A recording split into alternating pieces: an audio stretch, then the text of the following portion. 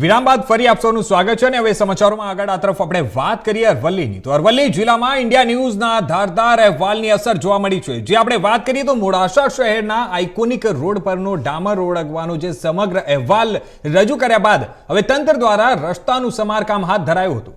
મોડાસા શહેરના માલપુર રોડ તરીકે ઓળખાતા રોડને તાજેતરમાં ₹237 લાખના ખર્ચે તૈયાર કરાયો હતો, પરંતુ તંત્રની બેદરકારી કે ભ્રષ્ટાચારનો ખેલ કહો ઉનાળાની શરૂઆતમાં જ રોડ પરનો ડામર ઓળખતા ભ્રષ્ટાચારના રોડની પોલ ખુલી ગઈ હતી। આ રોડ પરથી પસાર થતા વાહન ચાલકો અને રાહદારીઓને હાલાકીનો સામનો કરવો પડ્યા ત્યારે નગરજનોએ મીડિયા સમક્ષ તંત્ર સામે સવાલ ઉઠાવ્યા હતા, જેનો અહેવાલ ઇન્ડિયા ન્યૂઝ પર પ્રસિદ્ધ થતા તેની અસર જોવા મળી હતી।